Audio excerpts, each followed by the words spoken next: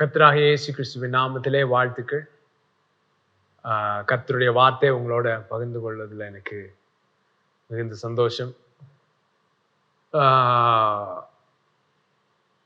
கர்த்தருடைய வார்த்தையிலே வல்லமை இருக்கு பாருங்க. சுவிசேஷம். நான் போன தடவை சொன்னேன் டுனாமிஸ் பத்தி. டுனாமிஸ், the miracle working power of God. அற்புதம் செய்யும் வல்லமை, தேவனுடைய வல்லமை. அது எதுல இருக்கான்? சுவிசேஷத்திலே இருக்குது. ரோமர் 1:16 கிறிஸ்துவின் சுவிசேஷத்தை குறித்து நான் வெட்கப்படேன். முன்பு யூதரிலும் பின்பு கிரேக்கரிலும் விசுவாசிக்கிறவன் எவனோ அவனுக்கு ரட்சிப்பு உண்டாவதற்கு அது தேவ பலனாயிருக்கிறது. ஸோ அந்த தேவ பலன், அந்த வார்த்தை பார்த்தீங்கன்னா அங்க டுனாமிஸ்.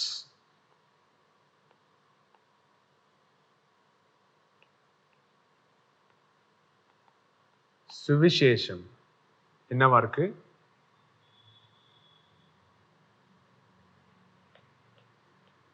டுனாமிஸ். சுவிசேஷமே தேவ பலனாயிருக்கிறது.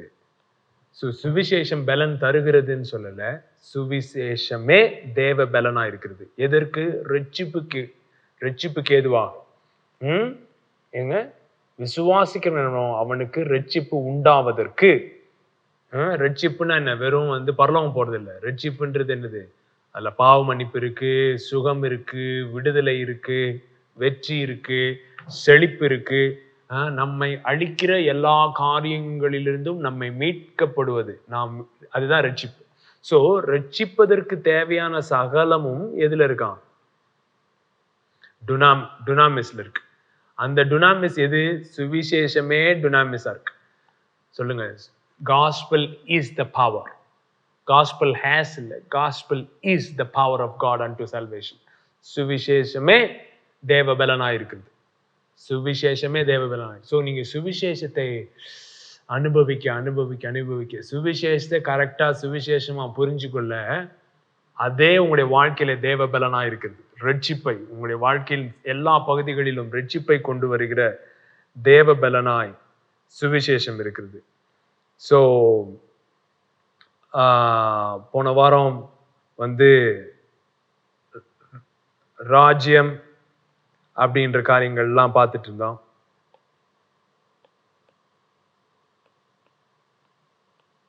ராஜ்யம்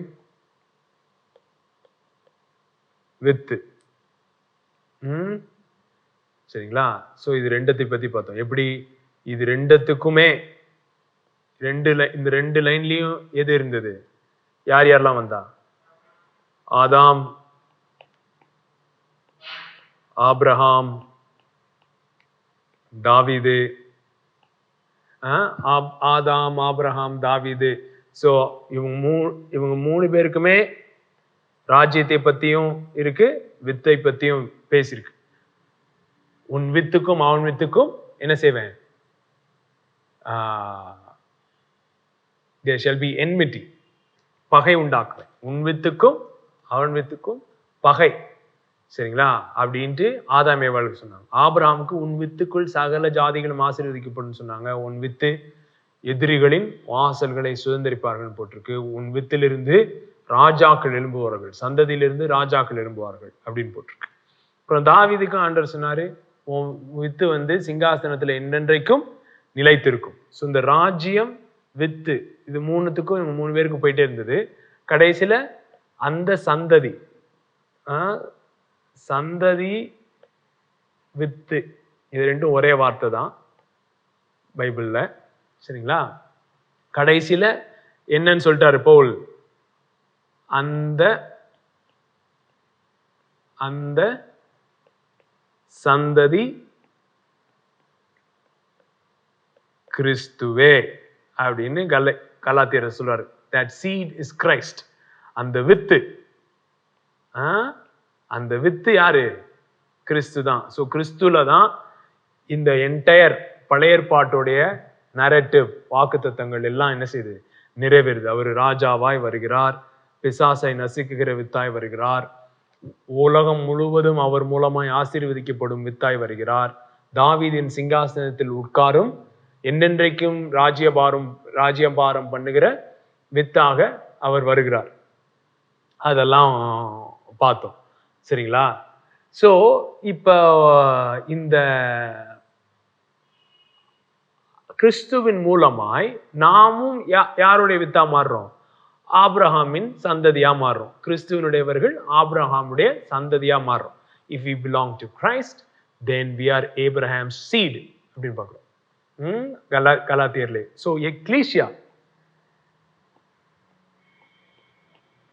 எக்லீசியா கிறிஸ்துவோடு என்ன செய்யுது? சேர்ந்து அந்த வித்தா மாறுது. சோ உன் வித்துக்கும் அவள் வித்துக்கும் பகை உண்டாக்குவேன். உன் வித்துக்கும் அவன் வித்துக்கும் பகை உண்டாக்குவேன். அந்த பகை பாருங்களேன், அந்த பகை தான் என்னன்னு சொல்றோம் இன்னைக்கு ஆவிக்குரிய போராட்டம், ஸ்பிரிச்சுவல் வார்ஃபேர் அப்படிலாம் சொல்றது. இந்த ஆவிக்குரிய யுத்தம் அப்படின்றதெல்லாம் எதனால வருதுன்னா இந்த இரண்டு வித்துக்கும். சரிங்களா? இரண்டு வித்து இருக்கு. ஒண்ணு தெய்வீக வித்து, இன்னொன்னு பிசாசின் வித்து. இத சில பேர் கொஞ்சம் எக்ஸ்ட்ரீமா எடுத்து சில தியாலஜிலாம் பேசுறாங்க. அது அந்த அளவுக்கு போகணும்னு அவசியம் இல்லை. பேசிக்கா ஆண்டவர் சொல்றாரு, இந்த மாதிரி ரெண்டு வித்துக்கும் பகை இருக்கு.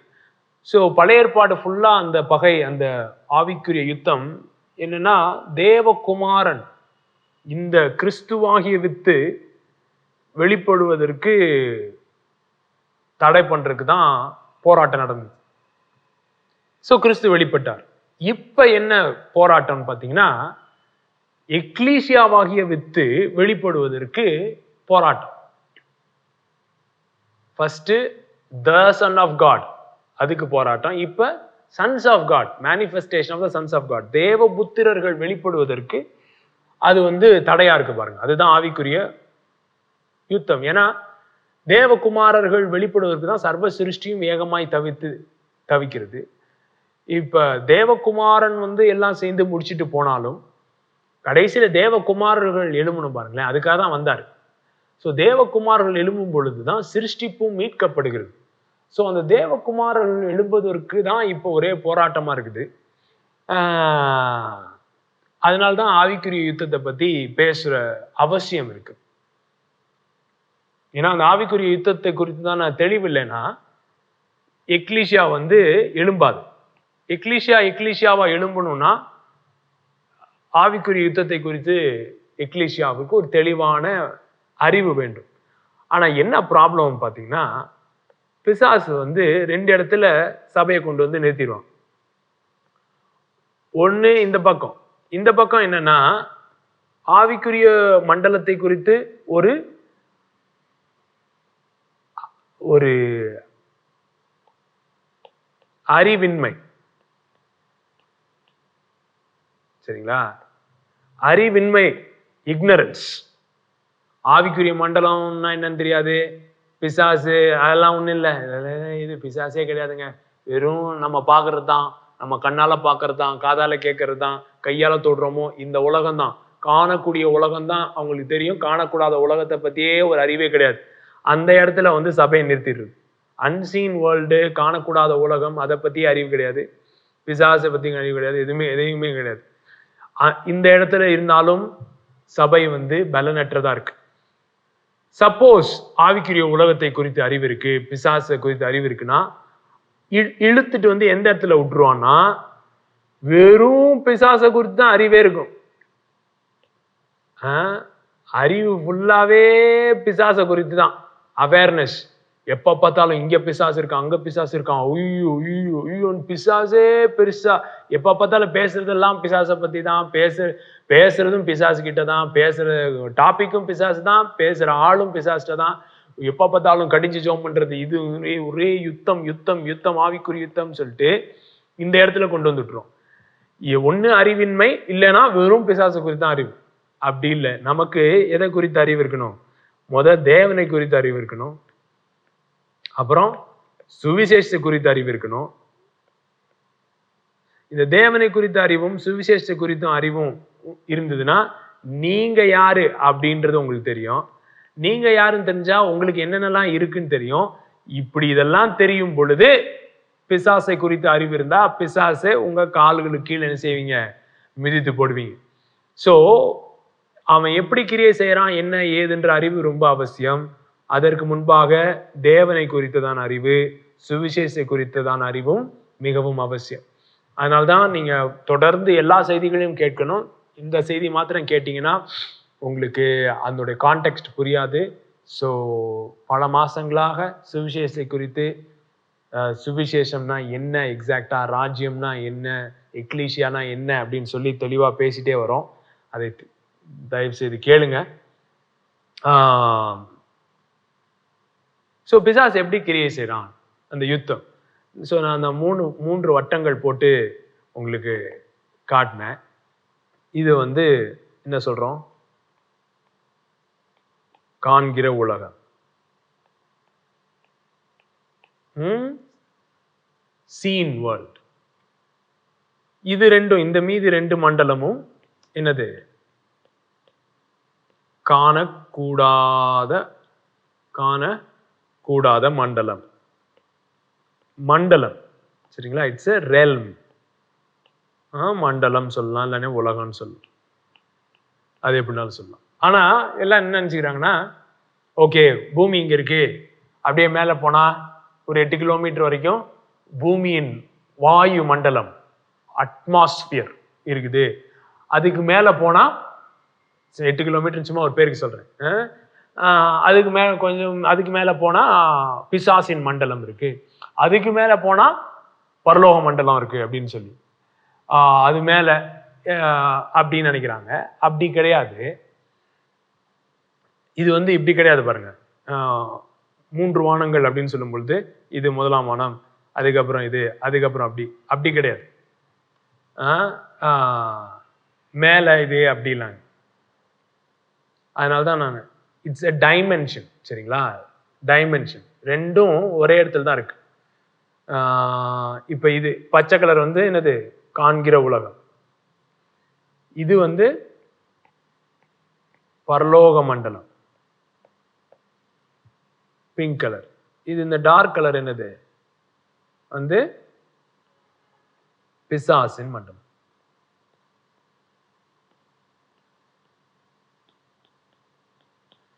சோ காணக்கூடாத மண்டலத்துல பரலோக மண்டலமும் இருக்கு, பிசாசின் மண்டலமும் இருக்கு. சோ அது ரெண்டுமே காணக்கூடிய உலகத்துக்கு வர ட்ரை பண்ணுது. எப்படின்னா இதே இமேஜ பார்த்தீங்கன்னா இப்படி பாருங்க. சரிங்களா? இது காணக்கூடிய உலகம், இது பரலோக மண்டலம், இது என்னது? பிசாசின் மண்டலம். சோ இது ரெண்டுமே, பரலோகமும் சரி பிசாசின் மண்டலமும் சரி, காணக்கூடிய உலகத்திலே வெளிப்படுவதற்காக. சரிங்களா? மேனிஃபெஸ்ட். ரெண்டு உலகமும், காணக்கூடாத உலகமும் ரெண்டு உலகமும் காணக்கூடிய உலகத்துல வெளிப்படுவதற்காக வெயிட் பண்றாங்க. வெளிப்பட. சரிங்களா? என்ன? உம்முடைய சித்தம் பரலோகத்தில் செய்யப்படுவது போல பூமியிலும் செய்யப்படுவதாக அப்படின்னு ஆண்டவர் நமக்கு சொல்லித்தராரு. அதே நேரத்துல இங்க இருந்தும் வரக்கு ட்ரை பண்ணுது பாருங்க. வியாதி, வறுமை, அப்புறம் கொள்ளை நோய், அப்புறம் கொலை, விபச்சாரம், வேசித்தனம், என்னவா இருக்கட்டும், அது சண்டை, பொருளாதார வீழ்ச்சி, இது எல்லாமே பாத்தீங்கன்னா இந்த மண்டலத்திலிருந்து வெளிப்படுது இங்க. அதே நேரத்துல நல்லது எல்லாம் இந்த மண்டலத்திலிருந்து இங்க வெளிப்படுது. ஆனா எப்படி வெளிப்படுது? எது ஒரு இப்ப காணக்கூடாத உலகத்திலிருந்து காணக்கூடிய உலகத்துக்கு என்ட்ராருக்கு ஒரு என்ன தேவை? ஒரு கேட் தேவை. சரிங்களா? அந்த என்ட்ரி பாயிண்ட் மூலமா தான் ரெண்டு உலகமும் எது மூலமா தான் என்ட்ரானோம்? இந்த கேட் மூலமா தான் என்ட்ராகும். அந்த கேட் என்னது அப்படின்றதான் நான் இன்னைக்கு பேச போறேன். இந்த ரெண்டு ஆவிக்குரிய உலகமும் காணக்கூடிய இந்த மாம்சீக உலகத்துல தாக்கத்தை ஏற்படுத்துவது எது மூலமாக?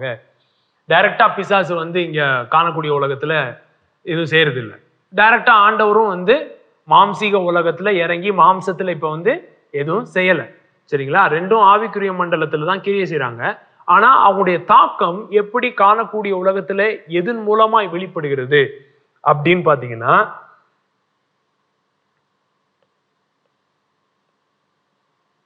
மனது, மைண்ட்.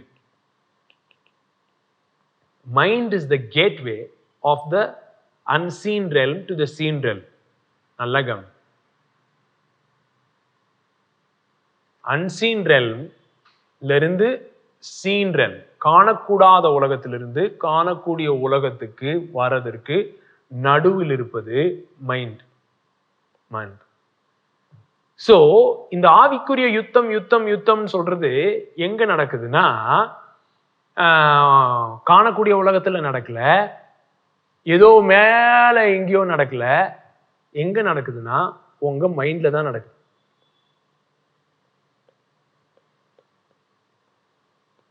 ஆவிக்குரிய யுத்தம் நடக்குது. ஆனா யுத்த களம் எது? ஆவிக்குரிய யுத்த களம் வந்து வானமண்டலங்களில் உள்ள பொல்லாத ஆவிகளின் சேனைகளோடு நமக்கு போராட்டம் நினைச்சுக்கிறாங்க. ஓ, வான மண்டலங்களுக்கு போகணும் போல இருக்கு. வான மண்டலங்கள்ல உள்ள பொல்லாத ஆவிகள் எப்படி கிரியை செய்கிறதுனா மனது மூலம் தான் கிரியை செய்யுது. சரிங்களா? மனதுதான் யுத்த களம். அதுதான் நான் காட்ட விரும்புறேன். வாங்க, 2 கொரிந்தியர் 10ஆம் அதிகாரம் 3ஆம் வசனத்திலிருந்து. நாங்கள் மாம்சத்திலே நடக்கவர்களாயிருந்தும் மாம்சத்தின்படி போர் செய்கிறவர்கள் அல்ல. எங்களுடைய போராயுதங்கள் மாம்சத்திற்கு ஏற்றதாய் இராமல் அரண்களை நிர்மூலமாக்கத்தக்கதாக தேவ பலன் உள்ளதா இருக்கிறது. என்னங்க அரண்கள் பத்தி போன வாரம் சொன்னேன்ல, அரண்கள், ஸ்ட்ராங் ஹோல்ட், கோட்டை செவர், அரண்கள்.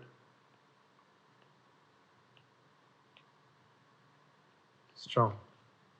அரண்களை நிர்மூலமாக்கத்தக்கதாக தேவ பலன் உள்ளதா இருக்குது.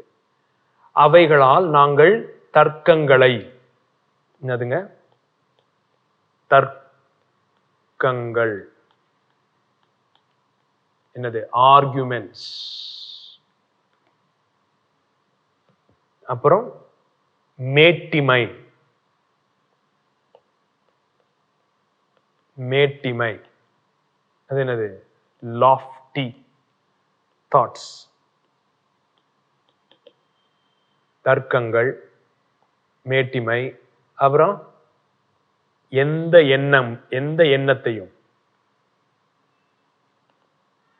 எண்ணம், இது என்னது தாட். இது கேஜேவில படிச்சீங்கன்னா casting down imaginations. casting down imaginations. imaginations-னா என்னது? கற்பனை. இந்த இமேஜினேஷன்ஸ்ல தான் என்னது இருக்குங்க? இமேஜஸ் இருக்கு, வீடியோஸ் இருக்கு. சோ எப்படி எண்ணத்துல ஆரம்பிக்குது, அது தர்க்கமா மாறுது, மேட்டிமையா மாறுது, அப்புறம் உங்களோட கற்பனை திறன்ல அப்படியே இமேஜ்லாம் வருது, வீடியோலாம் வருது, படம் மாதிரி ஓடுது, அப்படியே சில பிக்சர்ஸ்லாம் வருது, இப்படியே இதெல்லாம் மைண்ட்ல பில்ட் ஆக ஆரம்பிக்குது. சரிங்களா? ஆவிக்குரிய யுத்தம் பாருங்க, எங்க நடக்கல, ஆகாயத்துல எங்கேயோ நடக்கல, மலை உச்சியில நடக்கல, எங்கேயோ நீங்க பிளைட்டை பிடிச்சி மேல போய் கட்டி ஜாம் பண்ணிருக்காங்க சில பேர். அப்படி கிடையாது. எங்க நடக்குது? தர்க்கங்கள், மேட்டிமை, எண்ணம், கற்பனை, இதெல்லாம் எங்கெங்க நடக்குது? உங்க மனசுல நடக்குது. So imaginations. அதுக்கப்புறம் என்னது? ஆம்பிளிஃபைட்ல படிங்களேன். we refute arguments, theories and reasonings. தியரிஸ்னா என்னங்க? இப்ப ஏகப்பட்ட தியரினா என்னது சொல்ல? எவல்யூஷன் தியரி அப்படின்னு சொல்றாங்க. மனிதன் குரங்கிலிருந்து வந்தான், இல்லைன்னா அப்படியே சின்ன ஒரு தவக்கா மாதிரி இருந்தான், ஒரு டேட்போல் மாதிரி இருந்தான், அப்படியே அந்த தவக்கா வந்து அப்படியே மாறி மாறி மாறி குரங்கா மாறி குரங்குல இருந்து மனுஷன் வந்தான் அப்படின்னு சொல்லி ஒரு எவல்யூஷன் தியரி இருக்கு. சரிங்களா? தியரிக்கு சரியான தமிழ் வார்த்தை தெரியல. ஒரு ஒரு காரியத்தை வந்து ப்ரூவ் பண்றதுக்கு முன்னாடி ஒருத்தன் சொல்றான் ஒரு கான்செப்டா இப்படி இருக்கும் அப்படின்னு ஒருத்தன் ஒரு ரீசன் கொடுக்குறான் பாருங்க, அதுதான் அந்த ரீசனிங். அந்த ரீசனிங் ஒரு இதுக்கு இதுதான் காரணம், மனுஷன் இப்படிதான் வந்திருப்பான் அப்படின்னு ஒரு காரணம், அது ஒரு தியரியா ஒரு வாக்கியமா சொல்றாங்க, அது இன்னும் ப்ரூவ் பண்ணல. ஆனா அந்த மாதிரி தியரிஸ் எல்லாம் வரும் பொழுது சில டீமானிக் தியரிஸா இருக்கு பாருங்க. இப்ப என்னன்னு சொல்றேன் பாருங்களேன், மனிதன் தேவனுடைய சாயலாக சிருஷ்டிக்கப்பட்டான் அப்படின்னு நம்ம பிலீவ் பண்ணல. மனிதன் வந்து அப்படியே தவக்கா மாதிரி இருந்தான், அப்புறம் அப்படியே குரங்கா மாறினா, அப்புறம் குரங்கு வந்து அப்படியே மனுஷனா மாறிட்டான் அப்படின்னு சொல்றோம்னு வச்சுக்கோங்க. தேவன் ஒரு கான்செப்டே கிடையாது. தேவன் பூமியை சிருஷ்டிக்கவில்லை, எவல்யூஷன் மூலமா தான் வந்தது அப்படின்னு நம்ப ஆரம்பிக்கும் பொழுது, மனிதர்கள் நம்ப ஆரம்பிக்கும் பொழுது என்ன ஆகுதுன்னா, தேவனை பிக்சர்ல இருந்து ரிமூவ் பண்ணிட்டா மொராலிட்டி இஸ் ரிமூவ்டு. மொராலிட்டினா என்னங்க, தேவன் மனுஷனை சிருஷ்டித்தார், ஒரு நோக்கத்தோடு சிருஷ்டித்தார் அப்படின்னு இருக்கும் பொழுதுதான் அந்த நோக்கங்களுக்கு விரோதமான காரியங்கள், மனுஷனை அழிக்கிற காரியங்கள் அப்படின்றது நமக்கு தெரியும். சோ நன்மை இருக்கு, தீமை இருக்கு, நன்மையை தெரிந்து கொள், ஜீவன் இருக்கு, அப்புறம் மரணம் இருக்கு, ஜீவனை தெரிந்து கொள், இப்படி காரியங்கள் ஆண்டவர் சொல்லி தராரு பாருங்களேன். இப்ப ஆண்டவர்ன்றதே கான்செப்ட்ல இல்ல, மனுஷன் குரங்குல இருந்து வந்தான்னா தப்பு ரைட்டுன்ற கான்செப்டே கிடையாது. தப்பு ரைட்டுன்ற கான்செப்டே கிடையாதுன்னா அவனுக்கு எது தப்புன்னு தெரியுதோ, அவனுக்கு எது ரைட்டுன்னு தெரியுதோ அதை பண்ணலாம் அப்படின்ற எண்ணங்கள்லாம் இந்த தியரிஸ் மூலமா வருது பாருங்களேன். இது மூலமா வர்றதுனாலதான் இந்த தியரியில ஜனங்கள் நம்பி நம்பி நம்பி ஒரு 20 வருஷம் போகும் பொழுதுதான் அது என்ன ஆகுது, கலாச்சாரமே என்ன செஞ்சிருது, மாறிடுது. அது எதையே பாதிக்குது, கலாச்சாரத்தையே பாதிக்குது.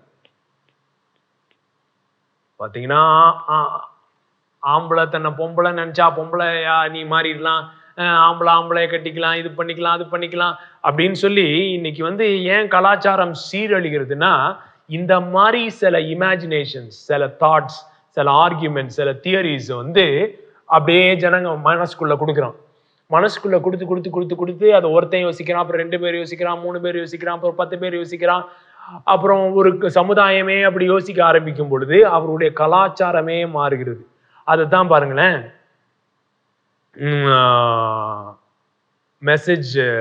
மெசேஜ்ல எப்படி வருதுன்னு பாருங்க. The tools of our trade aren't for marketing or manipulation, but they are for demolishing that entirely massive corrupt culture. என்னங்க இது, என்னது, entire massively corrupt culture. கலாச்சார சீரழிவு. சரிங்களா? கலாச்சார சீரழிவு எப்படி உண்டாகுதுன்னா இந்த இந்த இது மூலமா தான். இதெல்லாம் சேர்ந்து கொஞ்ச நாள் கழிச்சு அது என்ன, இந்த சீரழிஞ்ச கலாச்சாரமா மாறுது. தாட்ஸ், இமேஜினேஷன்ஸ், எண்ணங்கள், மேட்டிமையான எண்ணங்கள், தர்க்கங்கள் அப்படியே ஓடுது.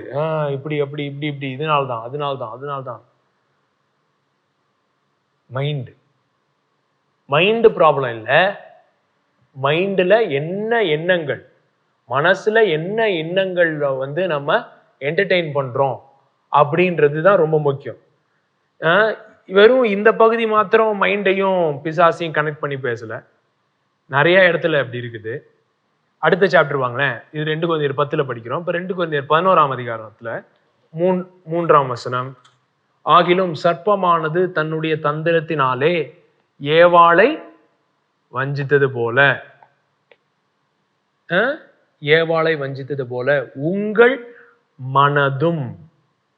உங்கள் மனதும் கிறிஸ்துவை பற்றிய உண்மை நின்று விலகும்படி கெடுக்கப்படுவோம் என்று படுமோ என்று பயந்திருக்கிறேன். சோ மனது கெடுக்கப்படுது. எப்படி? சத்ரு, சர்ப்பம், சரிங்களா? சர்ப்பம் ஏவாளை வஞ்சித்தது போல. ஓ, இத சாப்பிட்டா சாவன்னு சொன்னார் ஆண்டவரு? அப்படிலாம் இல்ல. இத சாப்பிட்டா நீ தேவன் மாதிரி மாறிடுவேன்னு அவருக்கு பயம். உன்னை குறிச்சு தாட், ஆர்குமெண்ட்ஸ், அடுத்து இமேஜஸ், இந்த மாதிரி எல்லாம் போட்டு போட்டு போட்டு எப்படி சர்ப்பமானது ஏவாளை வஞ்சித்ததோ அதை போலவே உங்கள் மனதும், நல்லா கவனிங்க, உங்கள் மனதும் கெடுக்கப்படுமோ என்று நான் பயந்திருக்கிறேன். சோ பாருங்க, சத்ரு எங்கதான் கிரியை செய்யறான்? மனசுலதான் கிரியை செய்யறான். ஏன்? 2 கொரிந்தியர் 4ஆம் அதிகாரம் 4ஆம் வசனம், தேவனுடைய சாயலாயிருக்கிற கிறிஸ்துவின் மகிமையான சுவிசேஷத்தின் ஒளி அவிசுவாசிகளாகிய அவர்களுக்கு பிரகாசமாய் இராதபடிக்கு இப்பிரபஞ்சத்தின் தேவனானவன் அவர்களுடைய மனதை குருடாக்கினான். The God of this world has blinded the minds. So சர்ப்பம் எங்க தான் கிரியை செஞ்சுக்கிட்டே இருக்குங்க? மைண்ட்ல தான் கிரியை செய்யுது. கொலோசியர் 1:21, முன்னே அந்நியராயும் துர்க்கிரியைகளினாலே மனதிலே சத்துருக்களாயும் இருந்த உங்கள். சோ எங்க? மனதிலே சத்துருக்களா இருந்தோம். மனதிலே சத்துருக்களா, மனதை குருடாக்கினான், மனதை வஞ்சித்தான். பாருங்க,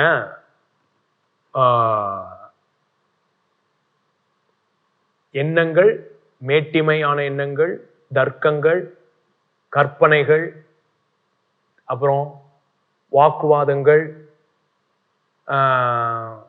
இதனாலதான் reasoning, theories, philosophies, world views, கண்ணோட்டங்கள், கோட்பாடுகள், நம்பிக்கைகள், இதெல்லாம் அப்படியே பில்ட் ஆகுது பாருங்க. பில்டாகி எந்த இடத்துக்கு கொண்டு வந்து விடுது? கலாச்சார சீரழிவுன்னு சொன்னேன்ல, அந்த கலாச்சார சீரழிவோட மைண்ட் செட்டை தான் புறஜாதிகளின் மனநிலை அப்படின்னு சொல்லி பேசுறாரு.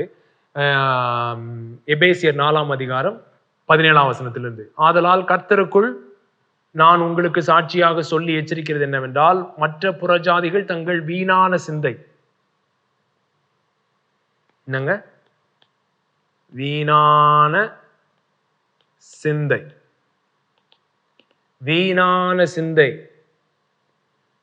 வீணான சிந்தையிலே நடக்கிறது போல நீங்கள் இனி நடவாமலா இருங்கள். அவர்கள் புத்தியில் அந்தகாரப்பட்டு, வீணான சிந்தை, அப்புறம் என்னங்க? புத்தியில் அந்தகாரம், புத்தியில் அந்தகாரம், இருதய கடினம்,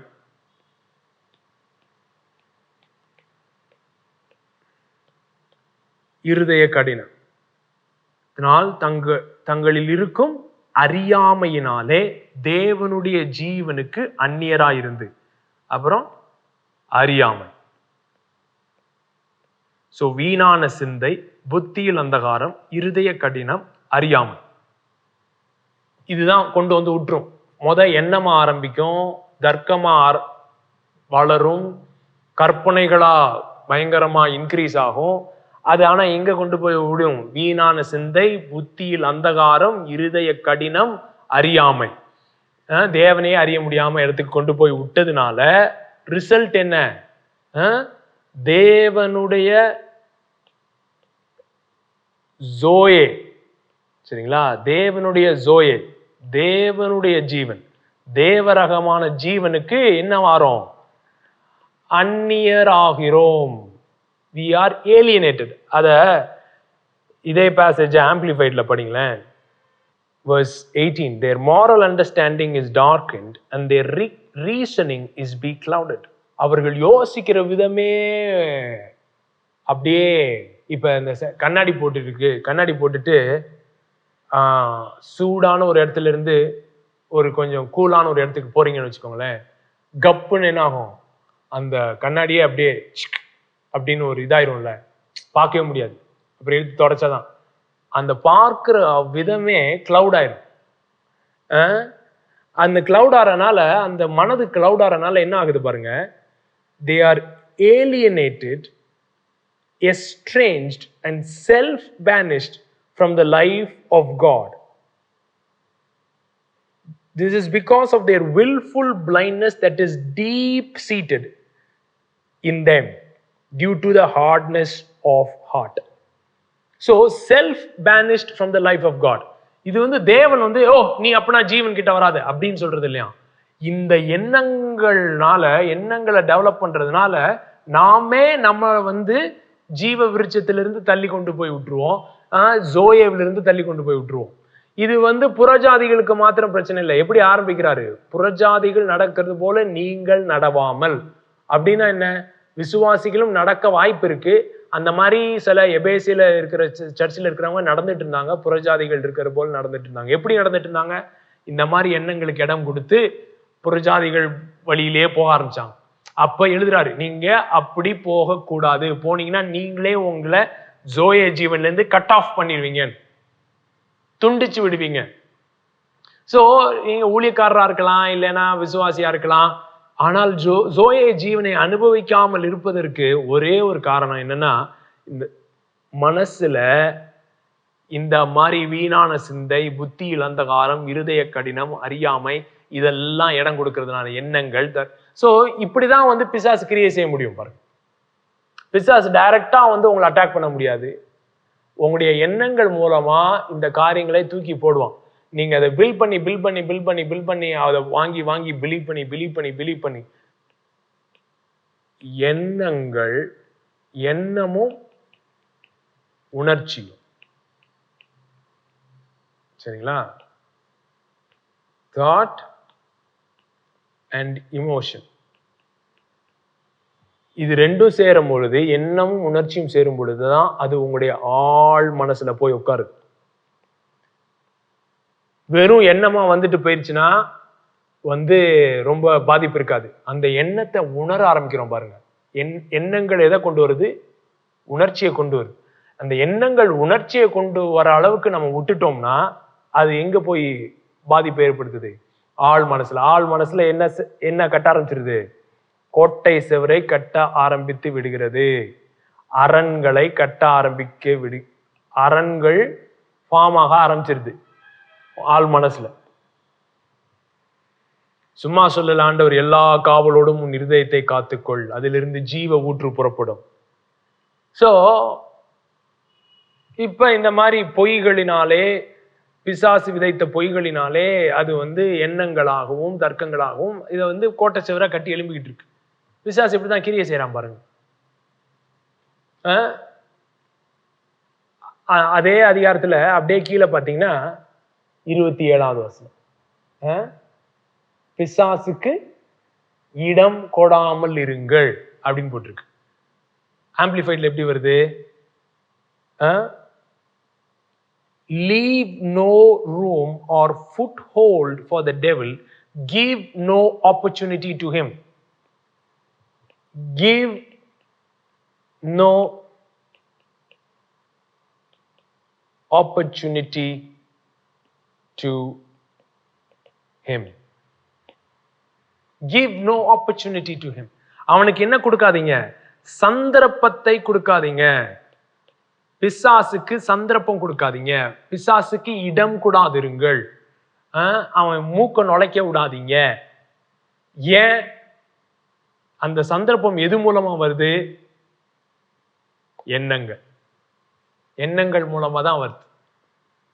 பிசாசுக்கு உங்க லைஃப்ல எண்ணங்களை போடுறத தவிர வேற வழியே கிடையாது. வந்து அமுக்குறான் பிரதர், உட்கார்றான் பிரதர், கொல்றான் பிரதர், அடிக்கிறான் பிரதர், உதைக்கிறான் பிரதர், அதெல்லாம் வந்து ரிசல்ட் அதோடைய ரூட் எங்க ஆரம்பிக்கும்னு பாத்தீங்கன்னு வச்சுக்கோங்க, எண்ணத்துலதான் ஆரம்பிக்கும். 1 பேதுரு 5ஆம் அதிகாரம் 8ஆம் வசனம்.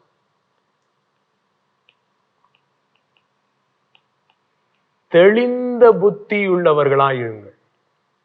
தெளிந்த புத்தி, அது வேர்டு என்ன தெரியுமாங்க? அங்க பி சோபர். Be sober. சோபர்னா என்னங்க? தண்ணி அடிச்சிருக்காங்கல்ல, அவங்கள சொல்லுவாங்க he is not sober, வண்டி ஓட்ட முடியாது, என்ன ஆளு தெளிவில்லாம இருக்காப்ல. சோ அந்த இங்க வார்த்தை வந்து தெளிந்த புத்தி உள்ளவர்கள் அப்படின்னா பி சோபர். சோபர்னா என்னதுங்க? Not under the influence, not under any influence. இப்ப தண்ணி போதையில இருக்கிறவங்க வந்து அவங்க மனதுக்கு மேல ஒரு இன்ஃப்ளூயன்ஸ் இருக்கு, ஒரு வேற ஏதோ அவங்க மனதை ஓட்டிட்டு போற இடத்துக்கு அவங்க மனதை கொடுத்து, அதுதான் தண்ணி அடிக்கிற ப்ராப்ளம். பாருங்க, தண்ணி அடிக்கிற ப்ராப்ளம் என்னன்னா, உங்க mind is being influenced, you are under another influence. அந்த மாதிரி இருக்கக்கூடாது. உங்க மைண்ட் தேவனுடைய வார்த்தைக்கும் ஆவியானவருக்கு மாத்திரம்தான் இன்ஃப்ளூயன்ஸ் பண்ற இடத்துல இருக்கணும். அதுக்காக தான் ஆண்டவர் மைண்டை உண்டாக்குனார். தேவனுடைய ஆவியானவரும் வார்த்தையும் என்னைக்கு உங்க மைண்டை இன்ஃப்ளூயன்ஸ் பண்ணாம வேற ஏதோ உங்க மைண்டை இன்ஃப்ளூயன்ஸ் பண்ண ஆரம்பிக்குதோ, தண்ணி அடிக்கிறவன் எப்படி தண்ணினால இன்ஃப்ளூயன்ஸ் பண்ணப்படுறானா அந்த மாதிரி. அதுக்கப்புறம் அவன் வந்து கேவலமான காரியங்கள் நிறைய செய்வான். ரோட்ல அப்படியே ட்ரெஸ் இல்லாம படுத்து கிடப்பான், கெட்ட வார்த்தை பேசிட்டு இருப்பான், என்னென்னவோ பண்ணுவான், புழுதியில தூக்கி தலையை போட்டுக்குவான். பாத்தீங்கன்னா அவனுக்கே தெரியாது இதெல்லாம் பண்றான்னு. அப்படி தெளிஞ்ச பிறகுதான் என்னடா இங்க இருக்கும். அந்த மாதிரி உங்க மைண்டை வந்து பிசாசின் எண்ணங்களுக்கு நீங்க கொடுக்க ஆரம்பிச்சிட்டீங்கன்னா நீங்களே உங்களுக்கு எடுத்துக்குவீங்க, எல்லாம் பண்ணிக்குவீங்க. திடீர்னு பார்த்தா என்னடா இப்படி எல்லாம் இருக்கும் அப்படின்னு யோசிப்பீங்க. Because you are under the influence. You are under the influence. தெளிந்த புத்தி உள்ளவர்களாயிருங்கள். ஏனெனில் உங்க மைண்டை வேற எதுக்கும் இன்ஃப்ளூயன்ஸ்க்கு கொடுக்காதீங்க. ஏனெனில் விழுத்திருங்கள். ஏனெனில் உங்கள் எதிராளியாகிய பிசாசானவன் கெர்ச்சிக்கிற சிங்கம் போல எவனை விழுங்கலாமோ என்று வகை தேடி சுற்றி திரிகிறான். வகை தேடி அப்படின்னா என்னங்க? He is looking for opportunity. சந்தர்ப்பத்தை தேடி. இடம் கூடாது, பிசாசுக்கு இடம் கூடாதுங்க, சந்தர்ப்பம் கூடாதுங்க. சந்தர்ப்பம் எப்படி கொடுக்குறோமா? நல்லா கவனிங்க. பிசாசு எல்லாரையும் அட்டாக் பண்ண முடியாது. எல்லாரையும் அட்டாக் பண்ண முடியணும்னா அவன் வந்து யாரையும் தேடணும், வகை தேடணும்னு அவசியம் இல்லை. அப்படியே வந்து எல்லாரையும் அட்டாக் பண்ணிட்டு போயிட்டே இருக்க வேண்டியதானே. இந்த தைரியமான ஆள் தான் ஆச்சு, நீ அட்டாக் பண்ணுவேல, அட்டாக் பண்ணி தான் பாரு. அவனால எல்லாரையும் அட்டாக் பண்ண முடியாதுங்க. அவன் உட்கார்ந்து அப்படியே பார்க்கணும், வகை தேடணும். ஒரு வகையை தான் அவன் அட்டாக் பண்ண முடியும். அந்த வகை என்ன வகைனா தெளிந்த புத்தி இல்லாத வகை. தான் மைண்டை வந்து அவனுடைய எண்ணங்களுக்கு இன்ஃப்ளூயன்ஸ் பண்ண கொடுக்கக்கூடிய வகை. ரொம்பவே ஸ்பெசிபிக்கா இந்த இடத்துல எந்த விதமான எண்ணங்கள், சரிங்களா? 1000 எண்ணங்கள் இருக்கு. ஈஸியா அவன் வந்து ஒரு எண்ணத்தின் மூலமா உங்களுக்குள்ள வந்து உங்களை இன்ஃப்ளூயன்ஸ் பண்ணுவான். அந்த எண்ணத்தை பத்தி தான் 1 பேதுரு 5 டீல் பண்றாரு. 7வது வசனம், அவர் உங்களை விசாரிக்கிறவர் ஆனபடியால். அவர் உங்களை விசாரிக்கிறவரானபடியால் உங்கள் கவலைகளை எல்லாம் அவர் மீது வைத்து விடுங்கள். அவர் உங்களை விசாரிக்கிறவரானபடியால் உங்களுடைய கவலைகளை எல்லாம். சோ இது ஆம்பிளிஃபைட்ல படிக்கும்போது எப்படி இருக்கு? casting the whole of your care. இங்க கவலை அப்படி இருக்குல்ல, அது என்ன இங்கிலீஷ்ல? கேர். நம்ம என்ன சொல்றோம்? Take care, take care, be careful. இதெல்லாம் நம்ம அடிக்கடி சொல்றது. ஆனா பைபிள் ஆப்போசிட்டா சொல்லுது. Don't take care. Do not be careful, full of cares. கவலை. அப்புறம் என்னது? ஆங்ஸைட்டி.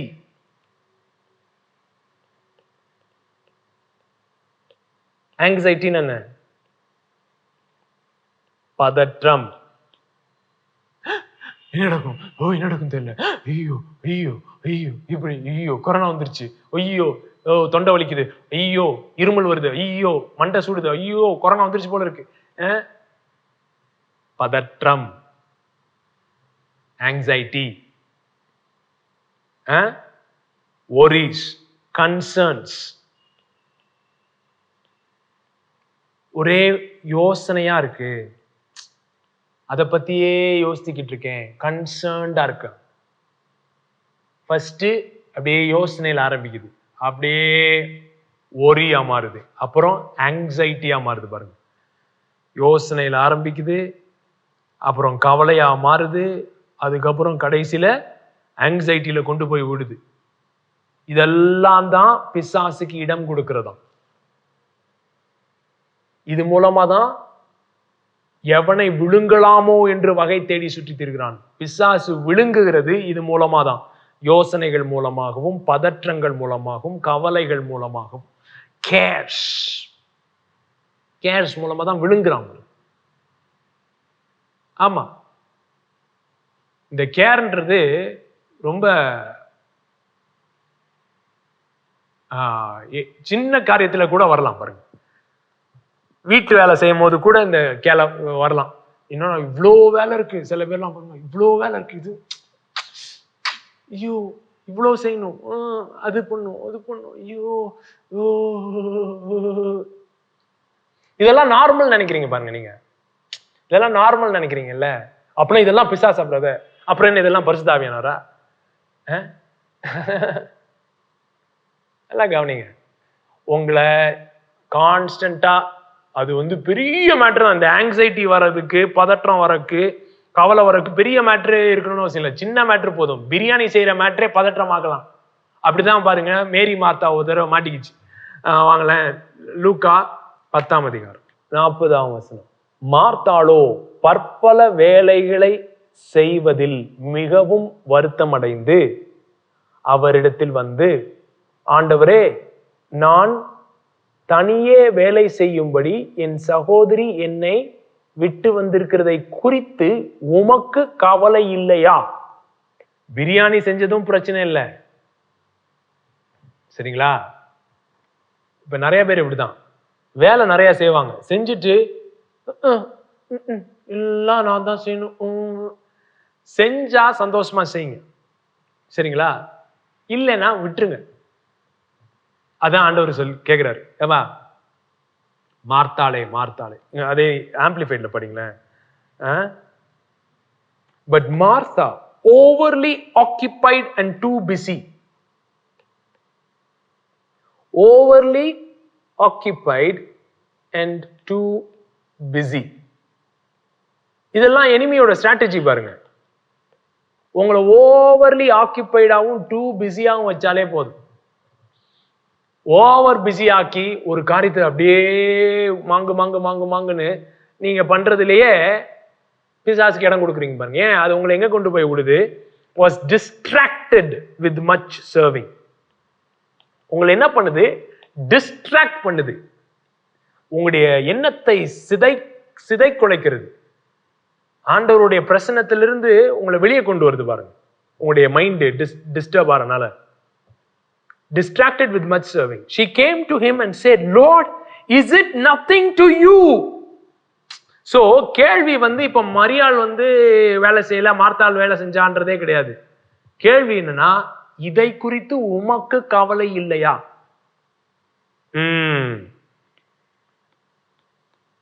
உமக்கு கவலை இல்லையா?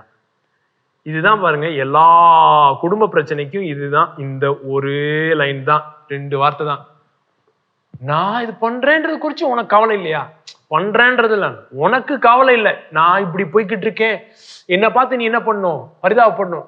ஓ மார்த்தாளே, இவ்வளோ கஷ்டப்படுறியே அப்படின்னு சொல்லி இயேசு சொல்லணும் அப்படின்றதான் அவளுடைய எதிர்பார்ப்பு. பிட்டி பார்ட்டி பாருங்க, இதெல்லாம் வந்து பிசாசிலிருந்து வர மேட்ரு. இப்படிதான் கேர்ஸ் ஆர் கமிங். ஆண்டவர் சொல்றாரு பாருங்க, Martha Martha, you are anxious and troubled about many things. You are anxious and troubled about many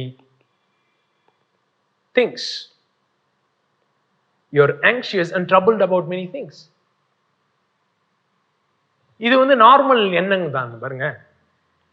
எல்லாருமே ஆங்ஷியஸ் ஆகிறோம் தான். வேலைன்னு வந்து ஆங்ஷியஸ் ஆகும், ட்ரபிள்ட் ஆகும், அப்படியே பதற்றமாகும். இதெல்லாம் நார்மல் தானே. பிரியாணி செய்யும்போது ஒத்த ஆளா 12 பேருக்கு சமைக்கணும்னா என்ன சும்மாவான மேட்ரா? எல்லாரும் நல்லா, அதுவும் நல்லா சாப்பிடுவானுங்கன்னு நினைக்கிறேன். பேதுருவனுங்கெல்லாம் 12 பேருக்கு இந்த அம்மாவா கண்டிப்பா வெறும் இந்த 12 பேர் மாத்திரம் வந்திருக்க மாட்டாங்க. ஏசு வராருனே மற்றவங்க எல்லாம் வந்திருப்பாங்க, இன்னும் கூட்டமா வந்திருப்பாங்க. இந்த அம்மா உட்காந்து செய்யறது வந்து கஷ்டமான வேலை தான், வேலை கஷ்டம்தான். ஆனா அந்த வேலையை தான் மைண்ட்ல ஒரு விதமா நரேட்டிவ் ஓடுது பாருங்க. நான் தனியா உட்காந்து செஞ்சுட்டு இருக்கேன், இயேசு குறுக்க எனக்கு கவலையே இல்லை அப்படின்ற ஒரு நரேட்டிவ் ஓடுது பாருங்களேன். அங்கதான் பிசாசு வேலை செய்யும். மனுஷன் மாதிரி யோசித்தாலே பிசாசு யோசிக்கிறதா சொல்றீங்களே அப்படின்னு நீங்க கேட்கலாம்.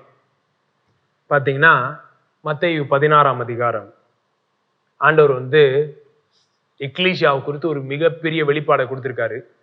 அது வந்து பேதுருக்கு ஒரு வெளிப்பாடு வந்தது. என்னன்னு, நீர்தான் கிறிஸ்து அப்படின்னு ஒரு வெளிப்பாடு வந்தது. சொல்றாருப்பா, இது மாம்சம் ரத்தம் உனக்கு வெளிப்படுத்தல, பிதாவே வெளிப்படுத்திருக்காரு அப்படின்னு சொல்லிட்டு கிறிஸ்து வந்து எப்படி மரிக்கணும் அப்படின்னு சொல்றாரா?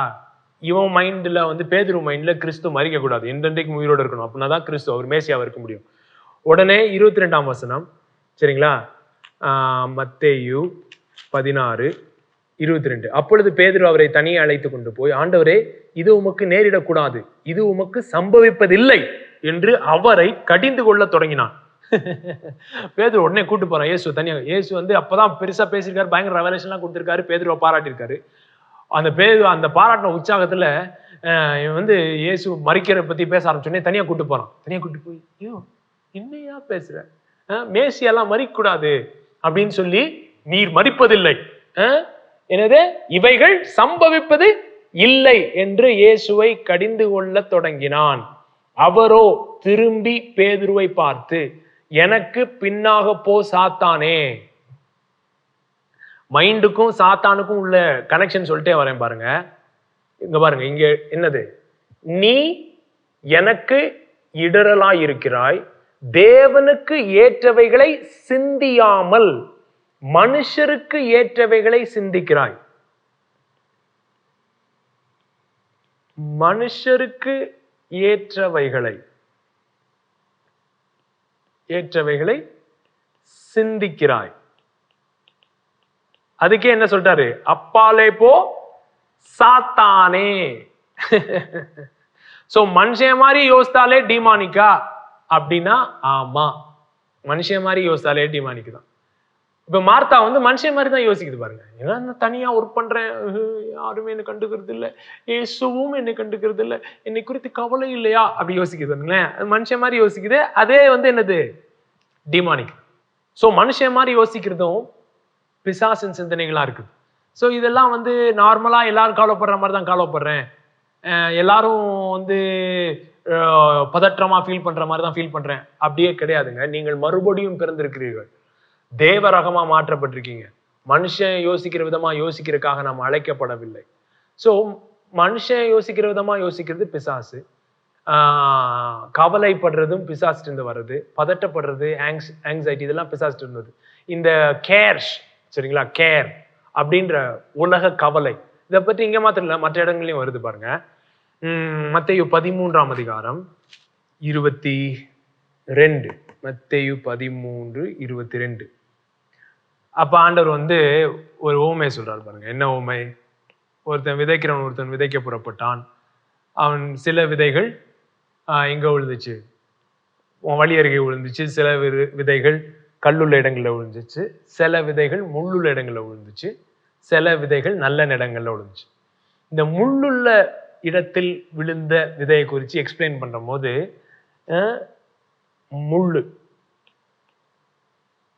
முள்ளுகள் சரிங்களா, தான்ஸ். இது எங்க வந்தது? தான்ஸ் சாபத்தினால வந்தது. உன் நிமித்தம் பூமியும் சபிக்கப்பட்டிருக்கும். அது இது முதற்கொண்டு முள்ளுகளையும் இதையும் தான்ஸ் அண்ட் திசில்ஸ் சரிங்களா, முள்ளுகளை என்ன செய்யும்? பிறப்பிக்கும். அதை நீ ஒர்க் பண்ணி உன் வேர்வையை சிந்தி தான் அதுல இருந்து நீ சாப்பாடு எடுக்கணும். அந்த மாதிரி கொண்டு போய் நிறுத்திட்டே அப்படின்னு சொல்றாரு. அதுதான் சாபம். ஸோ இந்த முள்ளுகள்ன்றதே ஆங்ஸைட்டி பாருங்க, கவலை. அதுதான் இங்க போட்டிருக்கு 22ஆம் வசனம். முள்ளுள்ள இடங்களில் விதைக்கப்பட்டவன் வசனத்தை கேட்கிறவனாயிருந்தும் உலக கவலை. என்னங்க? உலக கவலை. இரண்டாவது ஐஸ்வர்யத்தின் மயக்கம். ஐஸ்வர்யத்தின் மயக்கம்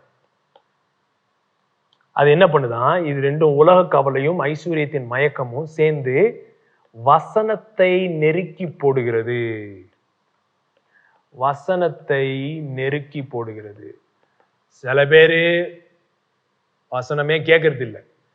சில பேர் சண்டே காலில் கேட்டு அவ்வளவுதான், முடிஞ்சு, டிக் பாக்ஸ், சண்டே மெசேஜ் கேட்டாச்சு, அவ்வளவுதான். வசனம் வளர்ந்து உங்களுடைய வாழ்க்கையில பலன் தருகிறதுக்கு விடுறதே இல்லை. ஏன்? நெருக்கி போட்டு என்ன பண்ணுதான்? நெருக்கி போடுகிறனால் அவனும் பலனற்று போவான். பலனே இல்லை, ஃப்ரூட் இல்லை.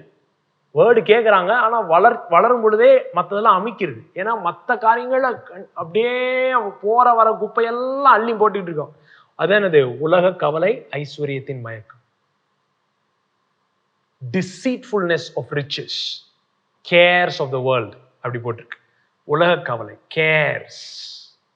cares of the world, அப்புறம் deceitfulness of riches. இது ரெண்டும் என்ன பண்ணுதான்? வசனத்தை நெருக்கி போடுது. இது ரொம்ப பயங்கரமான காரியம் பாருங்க. இதே தான் ஆண்டவர் மத்தேயு 6லயும் டீல் பண்றாரு.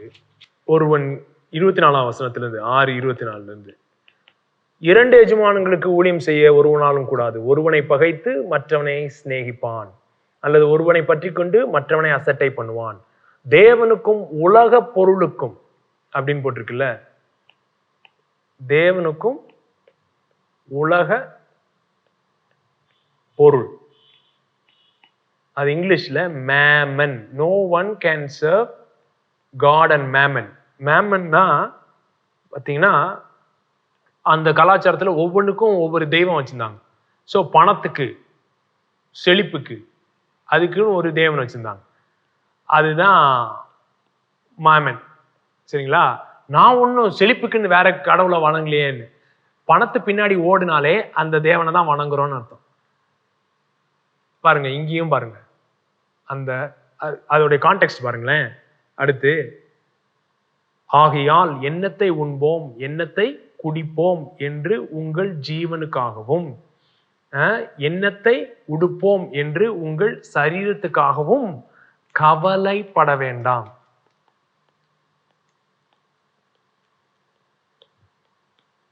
என்ன சாப்பிடுறோம், என்ன சாப்பிடுறது, எப்படி சாப்பிடுறது, என்ன ட்ரெஸ், இப்படின்றது நார்மலான கவலையா இல்லையா? எல்லாரும் கவலைப்படுறது தானே. அதே ஆண்டவர் என்ன சொல்றாரு? நீங்க என்ன செய்ய வேணாம், அப்படி கவலைப்பட வேணாம் என்று உங்களுக்கு சொல்லுகிறேன். ஆகாரத்தை பார்க்கிலும் ஜீவனும், உடையை பார்க்கிலும் சரீரமும் விசேஷதல்லவா? ஆகாயத்து பட்சிகளை கவனித்து பாருங்கள், அவைகள் விதைக்கிறதும் இல்லை, அறுக்கிறதும் இல்லை, களஞ்சியங்களில் சேர்க்கிறதும் இல்லை, அவைகளையும் உங்கள் பரமபிதா பிழை பூட்டுகிறார். அவைகளை பார்க்கிலும் நீங்கள் விசேஷித்தவர்கள் அல்லவா? Value. Are you not of more value than they? அவைகளை காட்டிலும் நீங்கள் விசேஷித்தவர்கள் அல்லவா? சோ நல்லா கவனிங்க. இவளுக்கு என்ன, மார்த்தாவுக்கு என்ன கவலை? இயேசு நான் தனியா வேலை செய்யறேன்றது குறித்து கவலைப்படாம இருக்கிறார். அவர் கவலைப்படாம இருக்கிறது தான் இவளுக்கு கவலை. சீஷர்கள் கத்துனாங்கல்ல, புயல்ல போகும்போது, நாங்கள் மடிந்து போகிறதை குறித்து உமக்கு கவலை இல்லையா? சோ என்னைக்குமே நம்மளுடைய கவலை என்னதுன்னா, ஆண்டவர் நம்மளை குறிச்சு கவலை இல்லாம இருக்காரு அப்படின்றதுதான். அதனாலதான் பேதுருவில் என்ன போட்டிருக்கு, அவர் உங்களை விசாரிக்கிறவரானபடியால், since he cares for you, அவர் உங்களை விசாரிக்கிறாரானபடியால் நீங்கள் உங்கள் கவலைகள் எல்லாம் அவர் மீது வைத்து விடுங்க. சோ அவர் நம்மளை விசேஷித்தவர்களா வச்சிருக்கிறார்.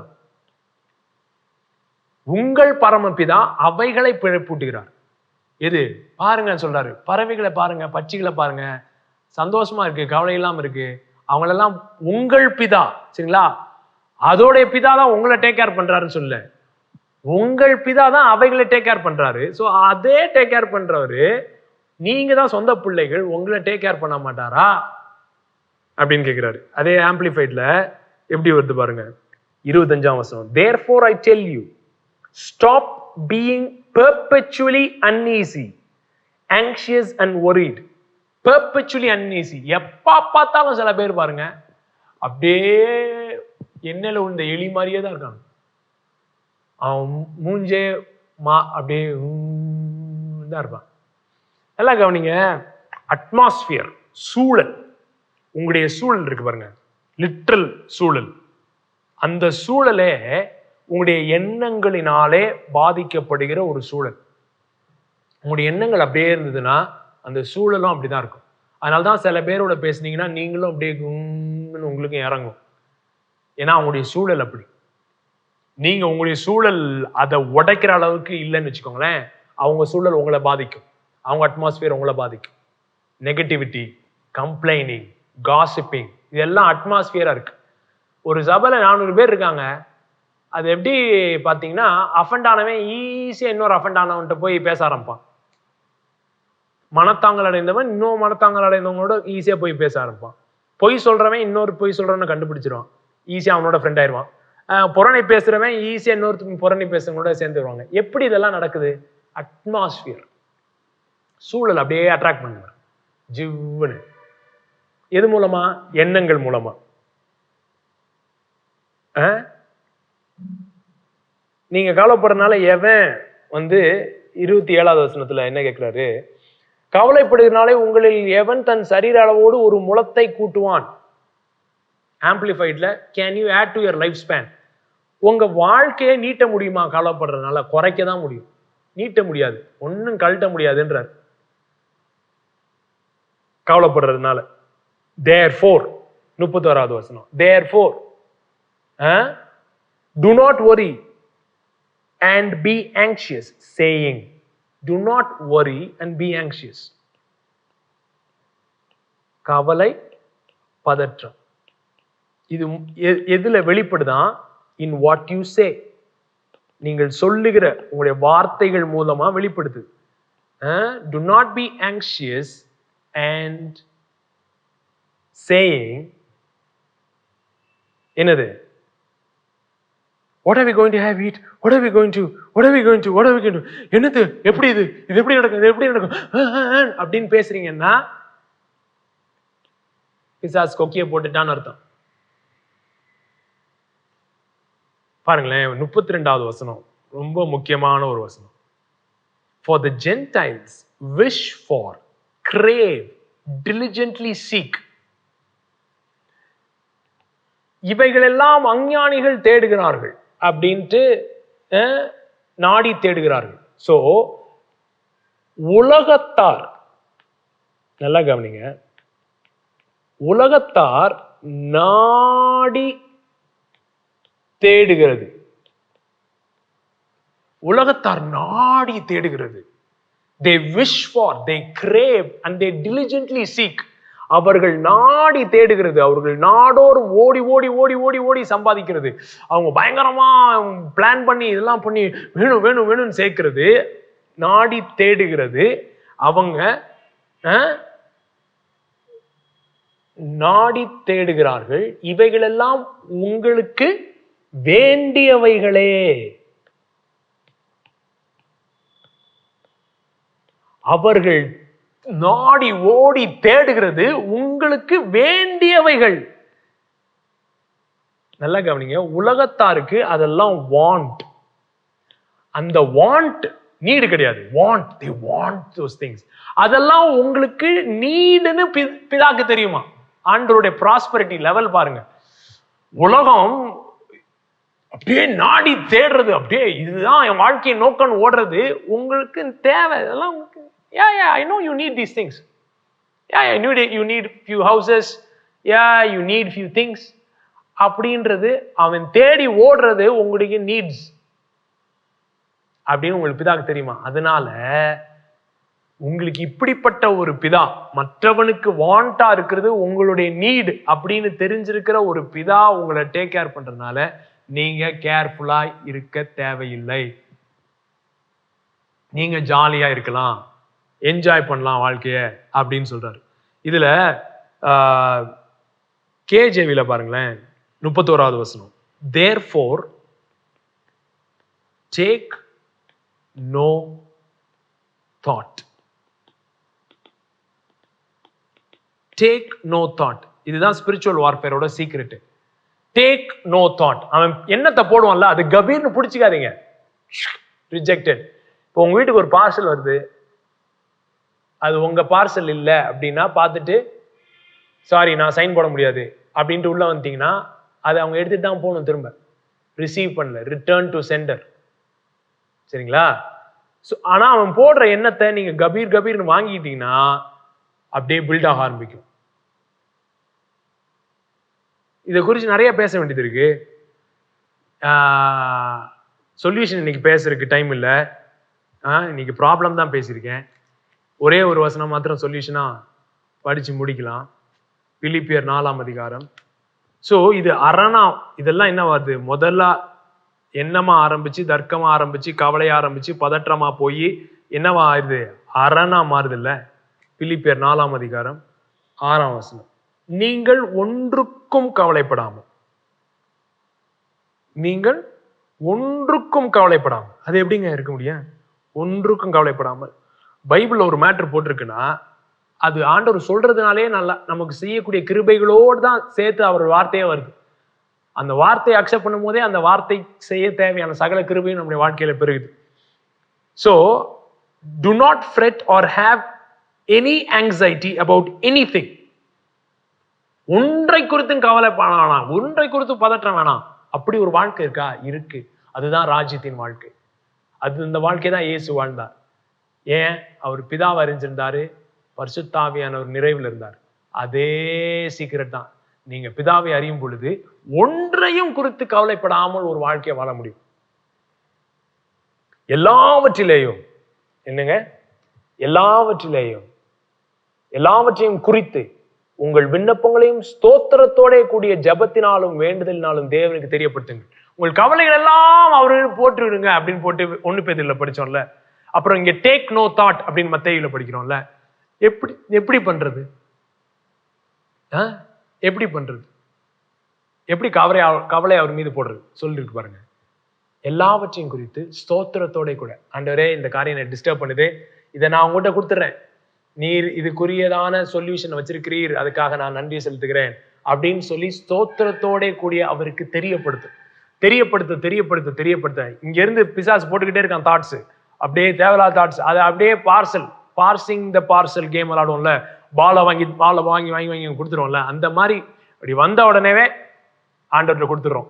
ஆண்டவரே இந்த காரியத்தை நான் உங்கள்கிட்ட ரிலீஸ் பண்றேன் அப்படின்னு சொல்லி தெரியப்படுத்தும் பொழுது எல்லா புத்திக்கும் மேலான தேவ சமாதானம் உங்கள் இருதயங்களையும் உங்கள் சிந்தைகளையும் கிறிஸ்து இயேசுக்குள்ளாக காத்துக்கொள்ளும்ன்ற வார்த்தை பார்த்தீங்கன்னா அது அந்த அரண் இருக்கு பாருங்களேன், அதே வார்த்தை தான்.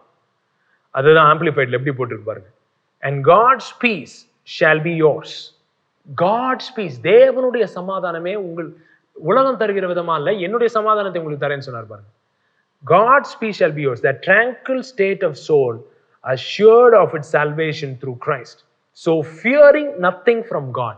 So இந்த கவலைகள் இதெல்லாம் என்ன பண்ணுதுன்னா ஆண்டவரே உனக்கு அகேன்ஸ்டா இருக்காருன்ற மாதிரி பிசாசு கொண்டு வந்து விடுவான். ஸோ இந்த பீஸ் நம்ம தேவனுடைய சமாதானத்தை ரிசீவ் பண்ணும்போது முதல்ல என்னன்னா, ஆண்டவர் எனக்கு அகேன்ஸ்டா இல்லை, ஆண்டவர் எனக்கு அகேன்ஸ்டா ஒர்க் பண்ணல, என் பக்கம் தான் இருக்கார் அப்படின்ற ஒரு அஷ்யூரன்ஸ் வரும். சரிங்களா? அந்த அஷ்யூரன்ஸ். அதுக்கப்புறம் being content with earthly lot whatever sort it is transcends all understanding shall garrison and mount God over your hearts and minds in Christ Jesus. So உங்களுடைய இருதயம் இருக்கு, அவருடைய சமாதானமே என்ன பண்ணுது? அரணா என்ன செய்தான்? கோட்டையா உங்க இருதயத்தை சுத்தி அவரு கோட்டை சுவர் கட்டுறார். அவருடைய சமாதானம், எல்லா புத்திக்கும் மேலான சமாதானம். அது என்ன வார்த்தை? ஷாலோம். ஒன்றிலும் குறைபடாத ஹோல்னஸ், பீஸ். எப்படி இந்த சமாதானம் அரண் அந்த பிசாசு கற்ற அரண்களை நிர்மூலமாக்கத்தக்கதாக தேவபலன் உடையதா இருக்கிறதோ, அதை போலவே இதே ஒரு அரணாய் மாறும். சமாதானமே அரண்னாய் மாறுகிற ஒரு நிலைமை. அதனாலதான் இயேசுவால தூங்க முடிஞ்சது பாருங்க. இயேசுவால எப்படி தூங்க முடிஞ்சதுன்னா, அவருடைய இருதயம் சமாதானம் என்ற அரணுக்குள்ளாய் இருந்தது. அப்படிப்பட்டதான ஒரு இடம் இருக்கு. உங்களுடைய மனதை உண்மையே நம்பி இருக்கிறவன், அந்த வசனத்தை மாத்திரம் படிச்சு முடிப்போம். ஏசாயா 26:3 உம்மை உறுதியாய் பற்றி கொண்ட மனதையுடையவன் உண்மையே நம்பி இருக்கிறபடியால் நீர் அவனை பூரண சமாதானத்துடன் காத்துக்கொள்வீர். கர்த்தரை என்னென்றைக்கும் நம்புங்கள். கர்த்தராகிய யெகோவா நித்திய கண்மலையானவர். He is the rock of ages. நித்திய கண்மலையானவர். ஆண்டவர் இன்னைக்கு நேத்து வந்தவர் இல்லைங்க. ஏதோ இன்னைக்கு புதுசா வந்துட்டு ஐயோ கொரோனா வந்துருச்சு இவனுங்கெல்லாம் எப்படி காப்பாத்துறதுன்னு உட்காந்து பிளான் பண்ணிட்டு இருக்காருன்னு நினைக்கிறீங்களா? ஆதி காலமா இருக்கார். ஆபிரகாம பஞ்சத்துல காப்பாத்தினவர் அவர் தான். இஸ்ரவேலை கொள்ளை நோயிலிருந்து காப்பாத்தினவர் அவர் தான். ஈசாக்கை பஞ்சத்துல செழிக்க வச்சவர் அவர் தான். யோசேப்பை செழிக்க வச்சவர் அவர் தான். எல்லாம் பயங்கரமா போகும் பொழுது தாவீதை காப்பாத்தினவர் அவர் தான். So he is the rock of ages. நித்திய கல்மலையானவர். அவரை நம்புங்கள். அவர் மீது உங்களுடைய மனதை வைக்கும் பொழுது, அதான் ஆம்பிளிஃபைட்ல அதை படிக்கும் பொழுது எப்படி வருது பாருங்க. You will guard him and keep him in perfect and constant peace. பூரண சமாதானம். அந்த வேர்டு பூரணன்றதும் என்னது? ஷாலோம் தான். Shalom Shalom. He will keep you in Shalom Shalom. Perfect peace. பூரண சமாதானத்துடன் காத்துக்கொள்வாரு. எப்ப? Because he commits himself to you, leans on you, hopes confidently in you. அவர் மீது வெயிட்ட போடணும். lean on him. அவர் மீது சாஞ்சிருங்க. ட்ரஸ்ட்னா என்னன்னா, இப்ப பாத்தீங்கன்னா இந்த மேல இருக்கிற தட்டு இந்த கீழே இருக்கிற ஒரு இதுல ரெஸ்ட் ஆயிருக்குது. ஃபுல் வெயிட் அதுல போட்டிருக்கு. அது பேரு தான் ரெஸ்ட், ட்ரஸ்ட். அதெல்லாம் ஃபுல் வெயிட்ட போடுற ஒரு மேட்டர். இப்ப நான் இந்த சேரை நம்பி உட்காந்துருக்கேன். நான் என் ஃபுல் வெயிட் அந்த சேர்ல போட்டிருக்கேன். ஸோ உங்க ஃபுல் வெயிட் ஆண்டவர் மேல போடுறது தான் ட்ரஸ்ட் பண்றது. Rely on him, lean on him. அவர் மீது ட்ரஸ்ட் பண்ணுங்க. அப்ப அவருடைய சமாதானம் அப்படியே உள்ள ஜுவ்வுன்னு ஏறி உங்களுடைய இருதயங்களை அப்படியே ஃபுல்லா சூழ்ந்து கொள்ளும். ஸோ அந்த இடத்துல நீங்க இருக்கிறது தான் பாருங்க, ஆவிக்குரிய யுத்தத்திற்கு மேலாக இருக்கிறீர்கள். மற்றபடி எல்லா எண்ணங்களையும் அப்படியே உங்க மனதுக்குள்ள விட்டுட்டு இருந்தீங்கன்னா ஆவிக்குரிய போராட்டத்திலே இருந்துகிட்டே இருக்க வேண்டியதான். சரிங்களா? சோ இந்த சமாதானம் எப்படி தேவ பலனா இருக்கு, அந்த ஆவிக்குரிய யுத்தத்துல சமாதானம்ன்றது பீஸ் ஆஃப் காட் எப்படி ஒரு வெப்பனா இருக்கு அப்படின்றது குறித்து அடுத்த வாரம் நான் பேசலான் இருக்கேன். சோ தொடர்ந்து ஜெபம் பண்ணுவோம். ஆண்டவரே, பார்க்கிற ஒவ்வொரு காரியம் ஜெபிக்கிறேன். ஒவ்வொருடைய வாழ்க்கையிலும் பிசாசு கட்டி வைத்திருக்கிற பதற்றத்தின் மூலமாக, கவலைகளின் மூலமாக, ஆங்ஸைட்டி மூலமாக, எண்ணங்கள் மூலமாக, தர்க்கங்கள் மூலமாக, இன்செக்யூரிட்டிஸ் மூலமாக எல்லாத்தையும் உடைக்கிற தேவ சமாதானம் அவருடைய வாழ்க்கையில நுழைவதாக. I release the peace of God. I release the peace of God. I release the peace of God. Maldo rahala kalbadana halbiri delemene shandura balkadiri belediri antadakadama. We worship you. உம்மை ஆராதிக்கிறோம். தேவனை ஆராதிக்கும் போது பாருங்க, நம்முடைய பிரச்சனைகளை காட்டிலும் தேவன் பெரிதாக தெரிவார். இப்ப தேவனை காட்டிலும் பிரச்சனைகள் பெரிதாக தெரியுது. அதான் லாஃப்டி திங்ஸ், லாஃப்டி தாட், மேட்டிமை. தேவனை காட்டிலும் பெருசா தெரியுது. அதுதான் ஆவிக்குரிய யுத்தம். ஆனா நம்ம ஆராதிக்க ஆரம்பிக்கும் பொழுது எல்லாவற்றை காட்டிலும் அவர் மேலாக தெரிவார். அப்போ தேவ சமாதானம் இருதயங்களையும் சிந்தைகளையும் கிறிஸ்து இயேசுக்குள்ளாக அரண் மூலமாய் காத்துக்கொள்ளும். அரண் கட்டி, garrison your heart. Malko rabala hal kadar abal daramana luriya antara kadar. I declare the peace of God over their lives. தெய்வீக சமாதானத்தை கட்டளையிட்டு ஜெபிக்கிறேன் இயேசுவின் நாமத்தில் பிதாவே, ஆமென், ஆமென், ஆமென். நேற்று 2 தினம் ஃப்ரைடே அண்ட் சாட்டர்டே 2 நாளும் கல்ச்சரல் ஆர்கிடெக்ட் கான்ஃபரன்ஸ் பார்த்தோம். தேசத்தின் கலாச்சாரம் எப்படி மாறுவது, அதற்கு எப்படி நம்முடைய குடும்பத்தின் கலாச்சாரம் மாறணும், அதுக்கு எப்படி நம்முடைய தனிப்பட்ட கலாச்சாரம் மாறணும் அப்படின்ற காரியங்களை குறித்து பார்த்தோம். அநேகருக்கு ஆசீர்வாதமா இருந்தது. தொடர்ந்து ஜெபம் பண்ணுங்க. பாருங்களேன், இந்த மெயினா இந்த கவலை, பதற்றம் இதெல்லாம் ஃபைனான்சஸோட சம்மந்தப்பட்டதா இருக்கு. அதனால ஃபைனான்சஸ்ல ஆண்டவருடைய சமாதானத்தை பெற்றுக்கொள்வது மிக முக்கியம். தேவனே நம்பி இருக்கணும். வெயிட் அவர் மேல போட கத்துக்கணும். உங்களுடைய ஜாப் இல்லைங்க, உங்களுடைய பிசினஸ் இல்லை, தேவன் தான் உங்களை போஷிக்கிறார். அப்படி அந்த வெயிட் அவர் மேல போடுறோன்றதுக்கு அக்னாலஜிங்கா தான் கொடுக்குறோம். ஏன் கொடுக்குறோம்னா, ஆண்டவரே இந்த பணத்தை நீர் தான் என்னுடைய ஆதாரம்ட்டு நான் நம்பி செலுத்துறேன். That is the proof that we acknowledge that God as our source. So கொடுக்குற ஒவ்வொருவரையும் தெய்வீக சமாதானம் காத்துக்கொள்ளும். சமாதானம் மாத்திரம் இல்லை, அவருடைய செழிப்பு. அந்த பாருங்க, சமாதானம்ன்ற வார்த்தையிலேயே செழிப்பு இருக்கு. Shalom, the prosperity, nothing missing, nothing broken. அந்த இடத்துல உங்களை வைப்பார் ஆண்டவர். God bless you. Thank you so much.